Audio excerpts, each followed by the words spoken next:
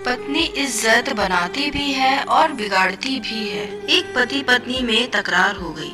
पति कह रहा था, मैं नवाब हूँ इस शहर का, लोग इसीलिए मेरी इज्जत करते हैं और तुम्हारी इज्जत मेरी वजह से है। तभी पत्नी भी कह रही थी, आपकी इज्जत मेरी वजह से है, मैं चाहूँ तो आपकी इज्जत 1 मिनट में बिगाड़ सकती हूँ और बना भी सकती हूँ। पति ने भी जोश में आकर बोला, ठीक है, दिखाओ मेरी इज्जत खराब करके। एक दिन पति नवाब के घर शाम को महफिल जमी थी दोस्तों की। हंसी मजाक हो रहा था कि अचानक नवाब को अपने बेटे की रोने की आवाज आई।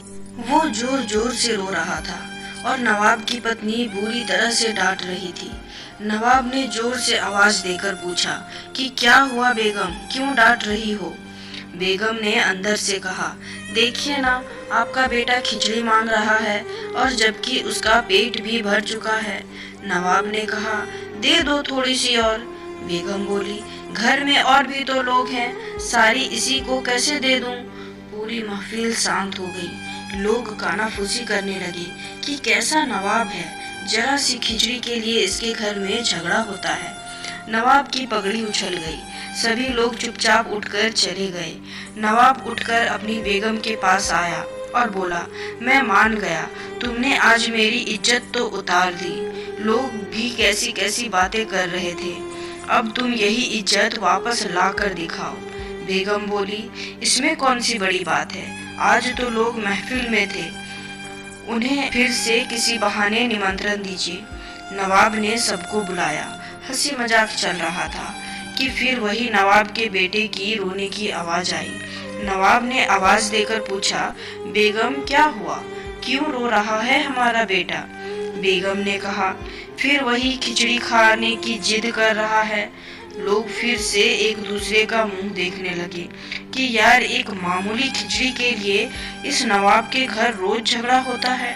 नवाब मुस्कुराते हुए बोला, अच्छा बेगम, तुम एक काम करो, तुम खिचड़ी यहाँ लेकर आओ, हम खुद अपने हाथों से अपने बेटे को देंगे, वो मान जाएगा। और सभी मेहमानों को भी खिचड़ी खिलाओ। बेगम ने जवाब दिया, जी नवाब साहब। बेगम आ गई और पीछे नौकर खाने का सामान सर पर रखा आ रहा था। मेहमानों को देना शुरू किया अपने बेटे के साथ। सारे नवाब के दोस्त हैरान। जो परोसा जा रहा था वो चावल की खिचड़ी तो कतई नहीं थी, उसमें खजूर, पिस्ता, काजू, बादाम, किशमिश इत्यादि से मिलाकर बनाया हुआ स्वादिष्ट व्यंजन था। अब लोग मन ही मन सोच रहे थे कि ये खिचड़ी है, नवाब के घर इसे खिचड़ी बोलते हैं तो मावा मिठाई किसे बोलते होंगे? नवाब की इज्जत को 4 चांद लग गए। लोग नवाब की रईसी की बातें करने लगे।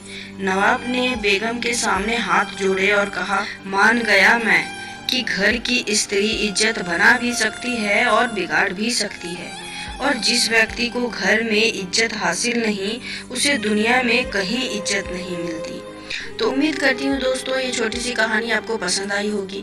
इस पर आपकी क्या राय है कमेंट में जरूर बताएं और लाइक, शेयर, सब्सक्राइब तो जरूर से जरूर कर दें। कहानी देखने के लिए, सुनने के लिए बहुत बहुत धन्यवाद।